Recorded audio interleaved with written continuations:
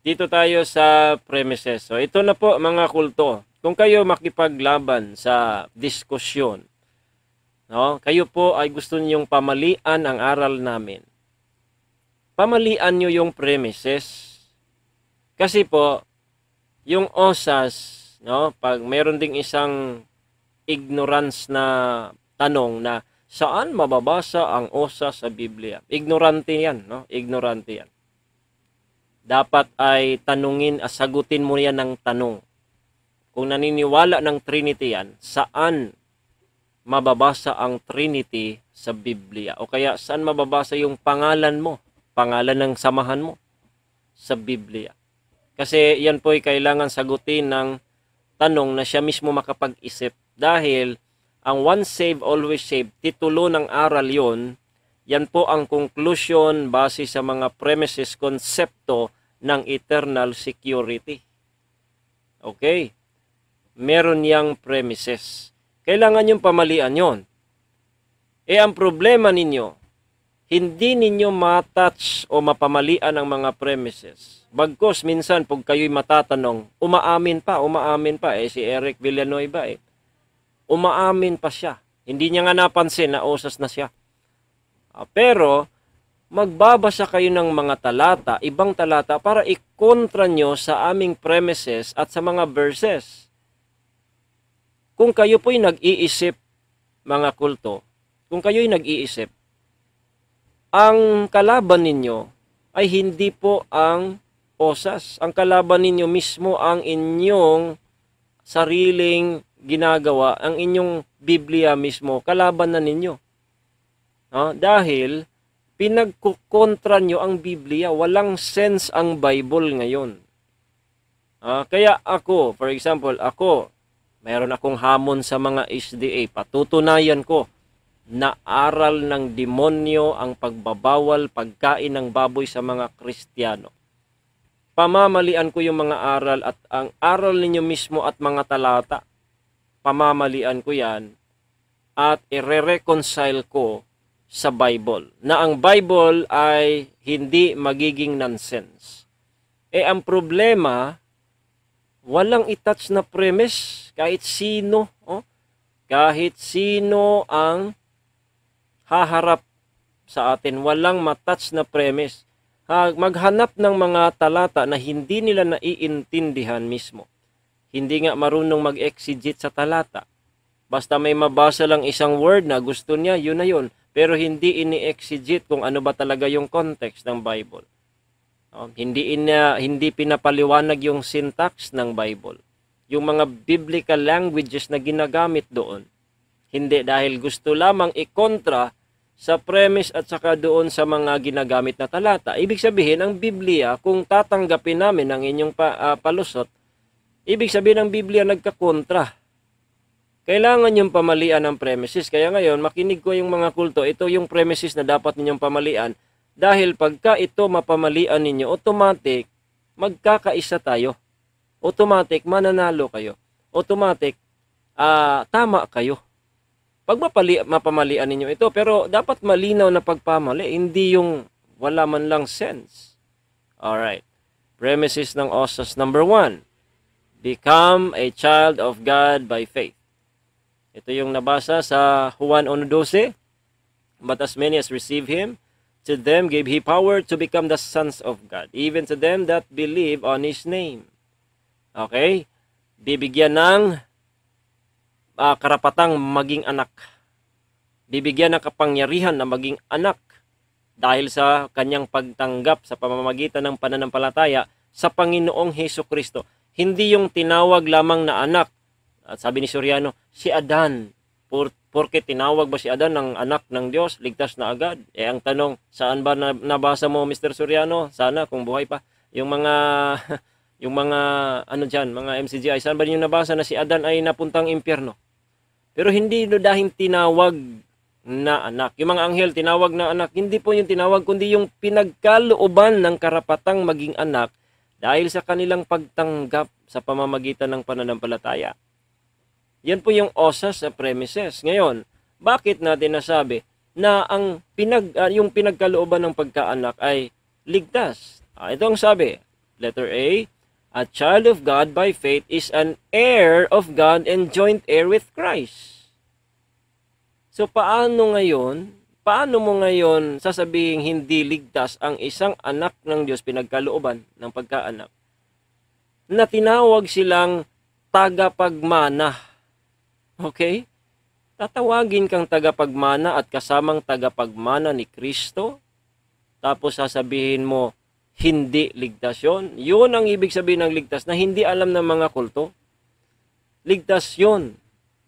Okay, ating babasahin dahil kailangan po natin ng mga talata sa Biblia. Okay, dito po, amen, Romans 8, verse number 16. Ang Espiritu rin ang nagpapatutuo kasama ng ating espiritu na tayo'y mga anak ng Diyos. At kung mga anak ay mga tagapagmana nga, mga tagapagmanang mana sa Diyos at kasamang tagapagmana ni Kristo. So ang tanong, bakit ligtas yun? Ano ba yung mamanahin? According to the Bible, ito po yung mamanahin, mga cults. Ito po yung mamanahin. Sa isang manang di nasisira at walang dungis at hindi kumukupas na inilaan sa langit para sa inyo. Para sa inyo. Ayan, meron pong manang di nasisira, walang dungis at hindi kumukupas na inilaan saan? Sa langit, hindi sa impyerno. Kaya ibig sabihin, ligtas po ang ibig sabihin doon. Right? Ligtas ang ibig sabihin doon, mga kulto. Kaya yan po, ligtas. Ngayon, nagiging osas ito. Why? Because being a child of God is a permanent position. Okay? Being a child of God is a permanent position. Kung meron po kayong mabasang talata na ang anak ng Diyos, yung pinagkalooban ng pagkaanak, yan po ay magiging hindi na anak ulit. Okay? Hindi na anak. Mananalo kayo. Okay? Mananalo kayo. Yung pinagkalooban ng pagkaanak. If that is not permanent position, ibig sabihin, ilang beses ba kayo maipanganak, mga kulto? Dahil alam natin, sa physical, minsan lamang tayong maipanganak. Sa spiritual, minsan lang din. Kaya, maghanap kayo ng talata, saang talata sa Biblia na yung pagkaanak ay maputol, ma-forfeit, maiwawala. Mananalo kayo kung meron. Hindi yung sarili ninyong kahulugan. Yun talagang tunay na pagka mabasa mo, talagang yun ang ibig sabihin. Huwag yung unawa mo lang na napakababaw. Dapat ang unawa natin nandoon sa talata. Okay? Sige, mga kapatid. Number 2 na premise ng osas. Being sealed by the Holy Spirit.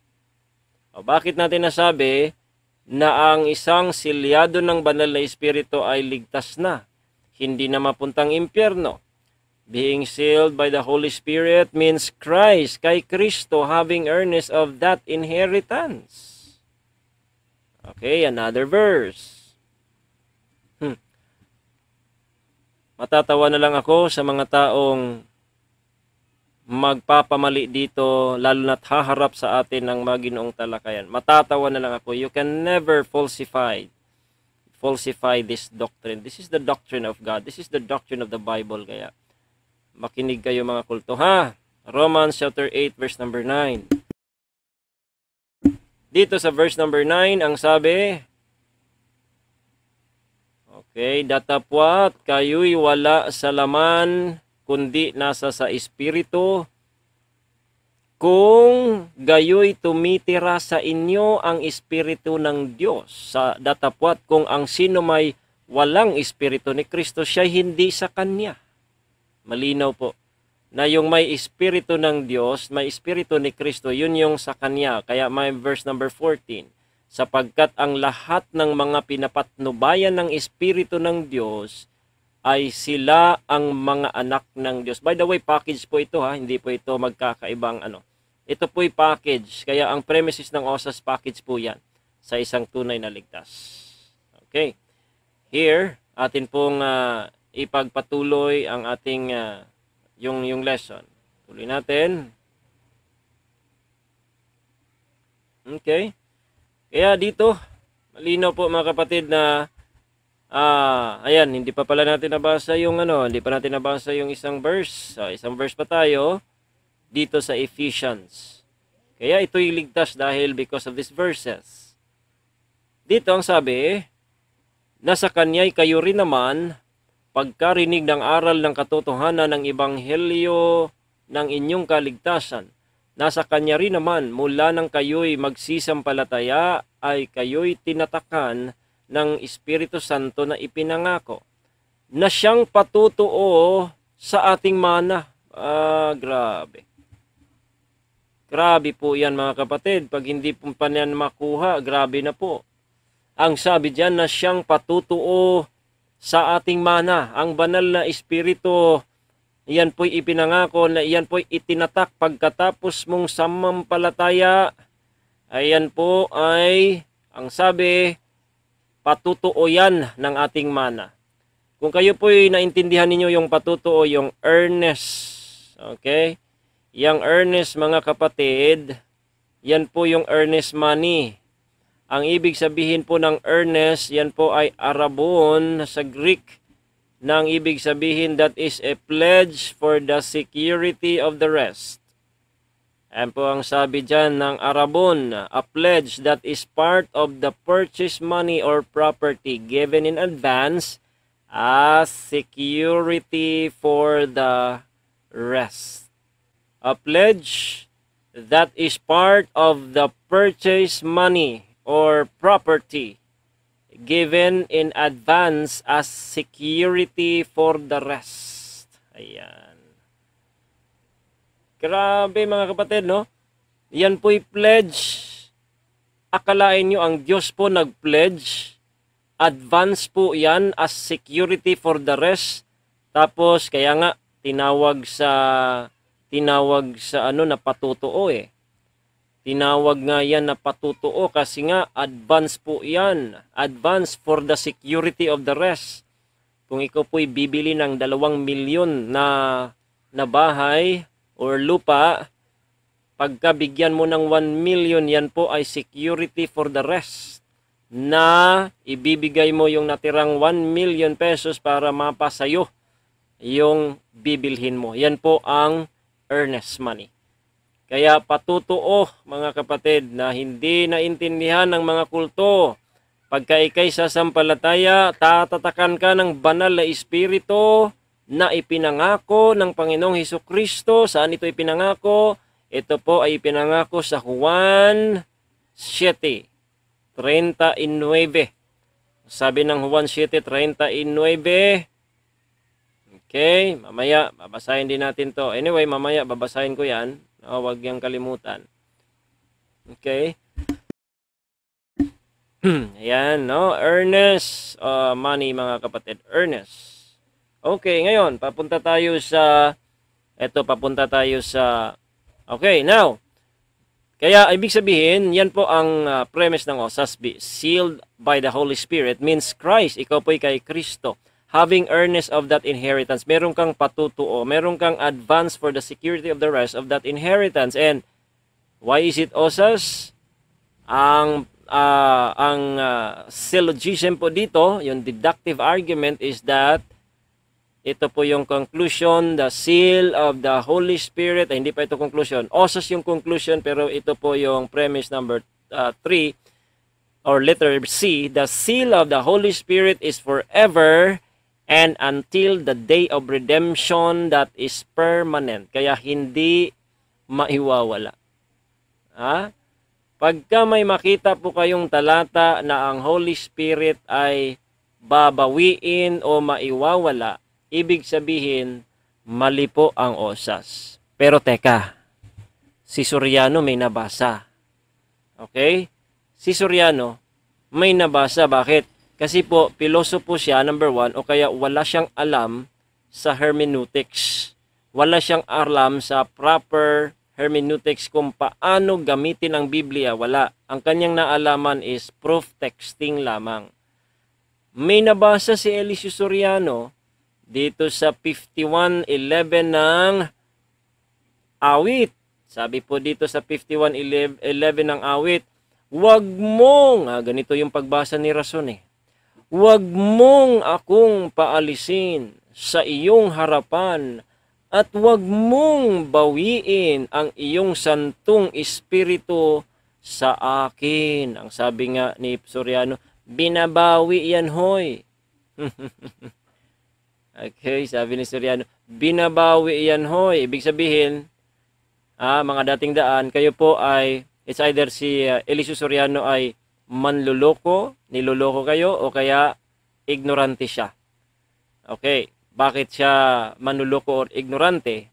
Etong kanyang binasa na wag mong paalisin ang itong wag mong bawiin ang iyong santong espiritu sa akin, ito ay totoo sa lumang tipan. Sa lumang tipan po ay binabawi ang banal na espiritu dahil hindi po itinatak.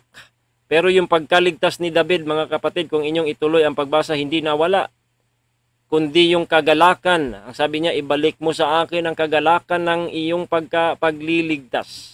Actually, hindi yan pagliligtas sa English My salvation, your salvation pa rin. Thy salvation. Okay. Restore unto me the joy of thy salvation. Ayan. Restore unto me the joy of thy salvation. Yung kagalakan. Ngayon, atin pong pamamalian, yung dating daan na naloko, na binabawi daw ang banal na espiritu, binasa yung awit. That is, again, ulitin ko, ignorance, hindi niya alam, o kaya siya po'y nagsisinungaling o nanloko. Why? Dahil ang atin pong premise ay itinatak. Hindi po gumagabay sa lumang tipan, gumagabay. Kaya ito po, mga dating daan. Basahin po ninyo ito para kayo, ang problema, hindi kayo nagbabasa ng Biblia, nakatunganga lamang kayo sa TV. Kaya kahit ano na lang ang panluloko na sinasabi, hindi nyo makikita. Ito po mga kapatid, ang pinaka talata para makita po ninyong niluloko kayo o kaya ignorante po yung nagtuturo sa inyo. Ang sabi ng Panginoong Jesucristo dito o kaya ni Juan, sabi, ngunit ito'y sinalita niya tungkol sa espiritu na tatanggapin ng mga magsisisampalataya sa Kanya sapagkat hindi pa ipinagkakaloob ang espiritu sapagkat si Jesus ay hindi pa niluluwalhati. Niloloko kayo o walang alam sa Biblia yung nagtuturo sa inyo. Hindi po parehas ang Old Testament sa New Testament. Sa Old Testament pa, hindi pa gumagabay pa lamang ang banal na espiritu. Kaya kay Saul, binawi ito. At si David, sabi niya, wag mong bawiin. Hindi naman binawi. Ngayon, malinaw po ang hindi pa pinagkaloob ang espiritu, wala pa pong tatak, nasa 2 ng aklat ng gawa pa lang yung simula ng pagtatatak ng banal na espiritu. Kaya ang tatanggap dito yung mga nagsisampalataya kay Kristo at hindi yung lumang tipan. May mga piniling tao ng Diyos sa lumang tipan na gumagabay yung banal na espiritu. Pero hindi po ito itinatak. Hindi itinatak. Okay, kaya ngayon dahil itinatak dito sa Epeso kanina na ating binasa, pagkatapos mong napakinggan ang ebanghelyo at ikay nagsisampalataya, nagnanampalataya, tinatak na ngayon ang banal na espiritu at patutuo yan.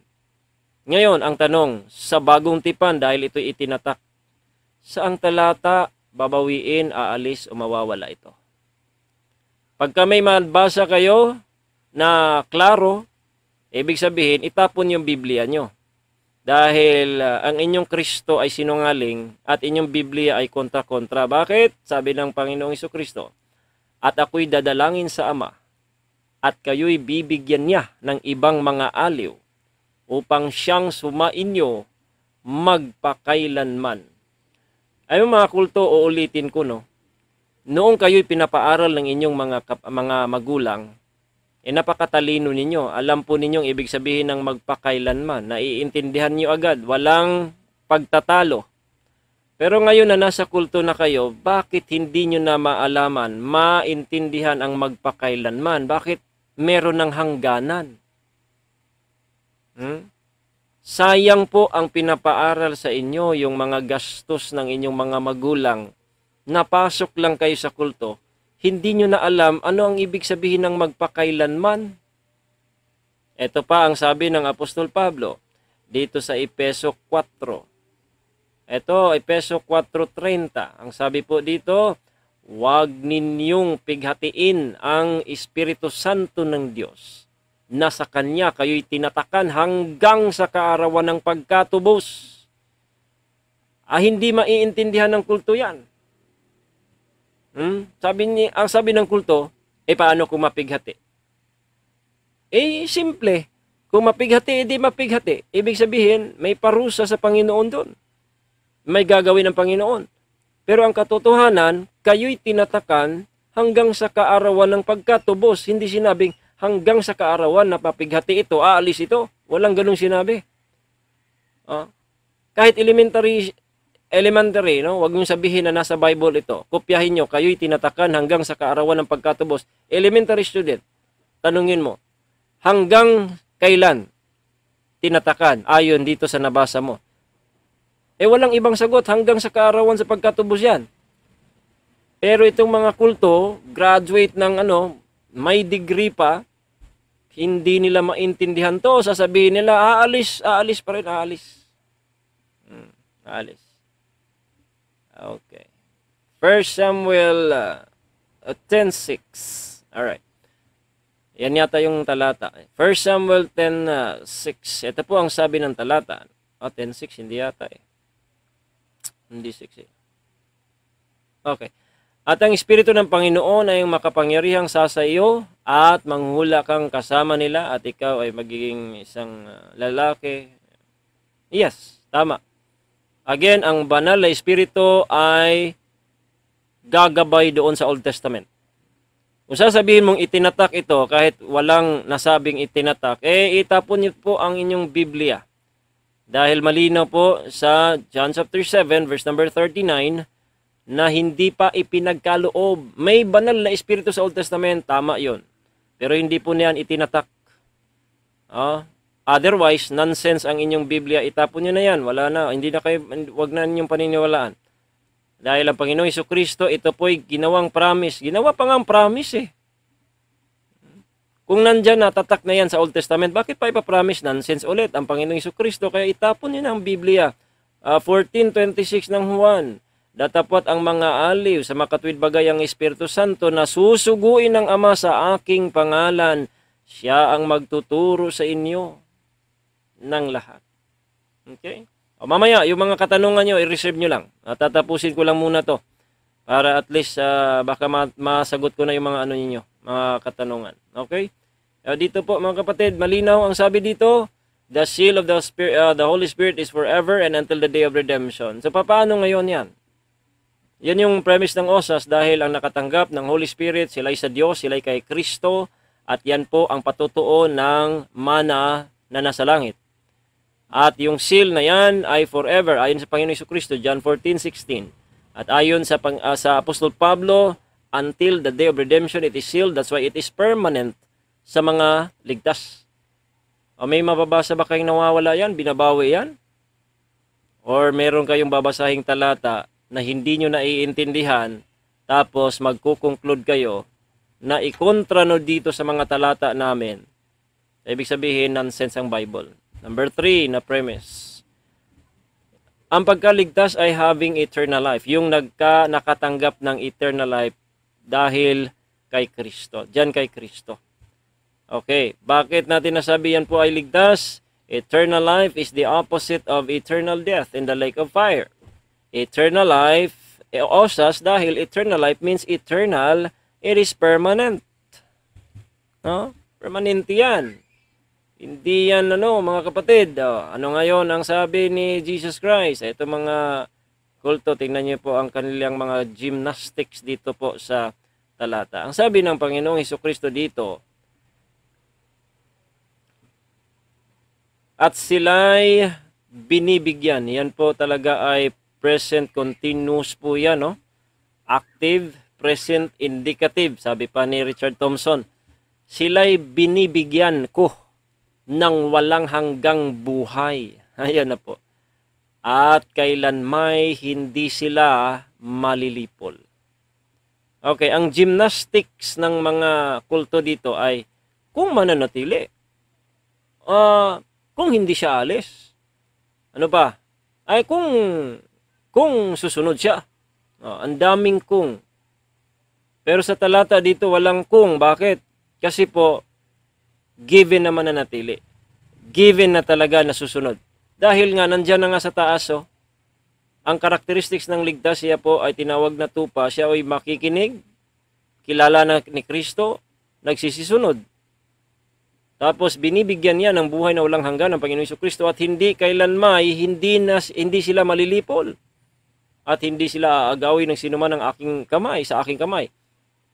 Pero sa mga kulto, ay walang silbi yan.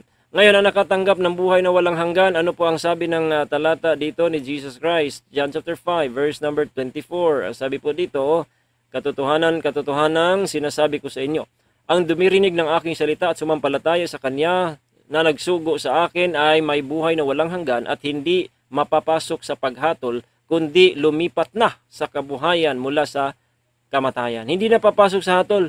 Bakit nyo sabihin ligtas na kayo? Wala pang hatol. Wala na nga, hindi na nga papasok sa hatol. Dahil wala nang hatol yung mga ligtas. Ngayon nga'y wala nang anumang hatol sa mga nasa kay Kristo.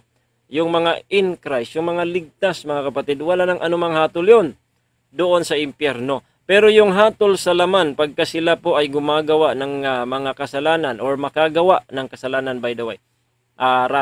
Makagawa ng kasalanan, may hatol pa ba? Meron mga kapatid na hatol. Yun po ang kamatayan sa laman. No? May mga kasalanang humahantong sa kamatayan.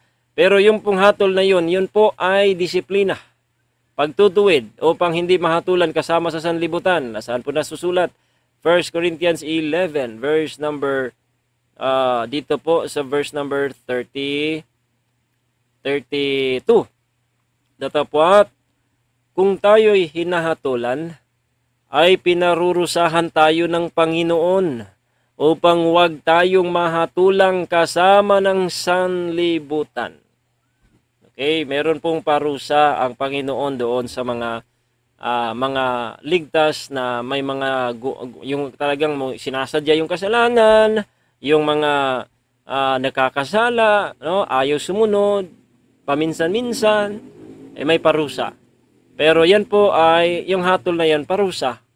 Upang huwag tayong mahatulang kasama sa sanlibutan. Dahil hindi talaga tayo kasama doon. Hindi po talaga tayo kasama. Ayan po mga kapatid, permanente po yan. Permanente yan.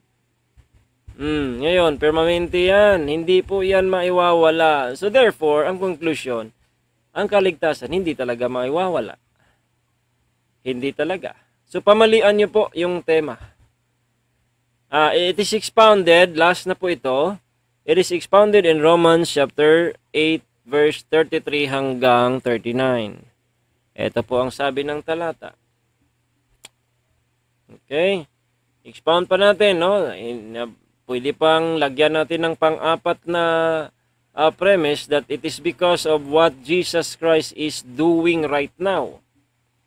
Yan po yung pang-apat, what Jesus Christ has done and is doing right now. So what is Jesus Christ doing right now? Dito po sa sulat ng Apostol Pablo, 8:33, ang sabi po ng Apostol Pablo dito, sino ang magsasakdal ng anuman laban sa mga hirang? Yan po na yung elect, mga ligtas. Sino ang magsasakdal ng anuman sa mga ligtas o sa mga hirang ng Diyos? Ang Diyos ay ang umaaring ganap. Pambihira mga kapatid, hindi nyo ito maintindihan na ito po eternal security. Kawawa talaga kayo. Dahil malinaw po dito mga kapatid na sino ba magsasakdal sa mga hirang ng Diyos, mga ligtas? Ang Diyos nga yung umaaring ganap sa amin. O sino pang mas mataas sa Diyos? Wala na. O ngayon, sino ang hahatol?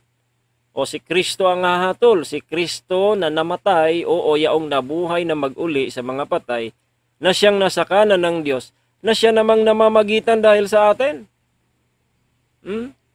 Paano maimpyerno? Paano mawala ang kaligtasan? Ang Diyos, ang Ama, yung umaaring ganap, si Kristo na tagahatol, siya ngayon ay namatay, nabuhay ang mag-uli, at ngayon nasa kanang kamay ng Diyos na namamagitan sa atin, sa amin. Hindi sa inyo, sa amin. No, because of what Christ is doing, kaya may intercessory work siya. Kaya yung intercessory work ng Panginoon, mga kapatid at mga kulto, ay yan ang nagpapatibay ng osas. 7:25 ng Hebrews. Dahil dito naman siya'y nakapagliligtas ng lubos. Because of this, sa kanyang pagkasaserdote na di mapapalitan, nakapagliligtas ng lubos si Kristo. Hindi po pwedeng tagapagligtas si Kristo pero hindi ka maligtas. Kailangan mo pang gumawa. Pambihira, mga kapatid. Tagapagligtas ka pala din sa sarili mo. O mga hindi pala kapatid. Sabi diyan, dahil dito naman siya nakapagliligtas na lubos sa mga nagsisilapit sa Diyos sa pamamagitan niya. Palibhas ay laging nabubuhay siya upang mamamagitan sa kanila. Grabe mga kapatid, no? Talagang deliberate rejection pag hindi niyo maintindihan ito, mga kulto. Kawawa talaga kayo. Bakit? Dahil hindi kayo sumampalataya kay Kristo Jesus. Hindi nyo sinampalatayanan ng buong puso na si Kristo ay Diyos at siya ay tagapagligtas at wala ng iba. Hindi ang iyong sarili, hindi ang water baptism, hindi ang gawa ninyo, sinong tao. Si Kristo lang ang tagapagligtas. At kaya ng Panginoong Hesukristo na iligtas ka dahil siya po ay Diyos. At yung kanyang ginawa sa cross, yun po ang magliligtas, makapagpatawad sa iyo. Kaya doon ka sumampalataya kay Kristo. Doon ka titingin kay Kristo. Doon ka manalig kay Kristo dahil siya lamang ang tagapagligtas at wala ng iba. Huwag mo siyang tulungan. The moment na tutulungan mo siya para igligtas sarili mo, ibig sabihin, hindi ka sumampalataya kay Kristo. Subukan nyo. Pag hindi kayo maniniwala sa eroplano at sa piloto, para kang loko-loko doon sa airplane na siguro ikaw din po ay siguro magdadrive ka doon sa airplane o kaya gaganon-ganon ka para lilipad yung airplane. Kasi hindi ka nananalig sa airplane, hindi ka nananalig sa piloto, para kang loko-loko doon. Gaganon ka o kaya magsuot ka na agad ng parachute. Ibig sabihin tinutulungan mo. For example, yung parachute. Pag parachute mo, pag ikay sumampalataya sa parachute, ay wala ka nang gagawin. Pero pag hindi ka sasampalataya doon, ibig sabihin, tutulungan ka, lilipad ka ng gaganon ka, lilipad ka. Tutulungan mo ang paglipad ng parachute para ikaw ay maligtas. Ganyan ang nangyayari sa mga kulto na tutulungan nila si Kristo para maligtas ang sarili niya. Ibig sabihin, hindi kayo nananalig sa Panginoong Hesukristo. Hindi kayo nananalig. Hindi kayo sumampalataya. Kawawa kayong mga kulto talaga. Kaya ang Panginoong Hesukristo, dahil siya meron siyang pagkasaserdoteng hindi mapapalitan. Dahil naman dito siya'y nakapagliligtas na lubos. Siya po ang tagapagligtas. Siya po ang gagawa ng kaligtasan. Ang gagawin mo lang, sasampalataya at manalig ka sa Panginoong Hesukristo at sa kanyang ginawa sa cross. Sasampalatayanan mo ng buong puso. Tatanggapin mo si Kristo bilang Diyos at tagapagligtas sa pamamagitan ng pananampalataya. Manalangin ka ngayon, tawagin mo ang Panginoong Hesukristo at magsisisi ka, ibig sabihin, change your mind. Dapat i-change yung mind mo na walang ibang tagapagligtas, walang ibang makaliligtas. Yung mga naalaman mo dati, mali yung lahat na yun. Dahil ang tagapagligtas, mga kapatid, ang Panginoong Hesukristo lamang. At hindi ang ating sarili, gawa, bautismo, anuman. Pero ang gawang mabuti, bautismo, pag-anib sa relihiyon, pagbibigay, panalangin, importante yon. Gawain yon ng mga naligtas na. Pero pagka gawin mo yon upang ikay maligtas, impyerno ka. Tandaan mo ito. Impyerno ka. Kaya ang aming mensahe at ang aming mensahe ay mensahe ng mga apostol. At sa kanino mang iba ay walang kaligtasan, sapagkat walang ibang pangalan sa silong ng langit na ibinigay sa mga tao na sukat nating ikaliligtas. Ang challenge ko po sa inyong mga kulto, tanungin nyo sarili mo, tanungin nyo sarili nyo, papaano ka makapunta sa langit, papaano ka maligtas.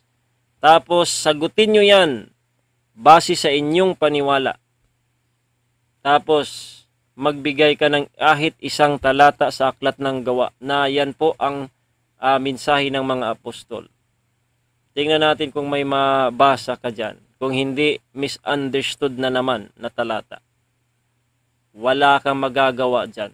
Wala kang mababasang kahit isa na may inutusan ang apostol na papaano maligtas, gagawa ng mabuti, umanib sa relihiyon. Wala kang ganong mabasa kahit isang talata sa Aklat ng Gawa.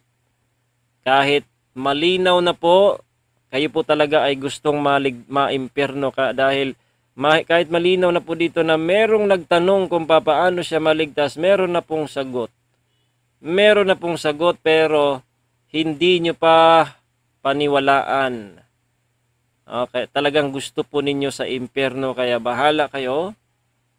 Bahala kayo pero kung mga open-minded kayo, bulay-bulayin po ninyo ito. Pag magbulay-bulay po kayo.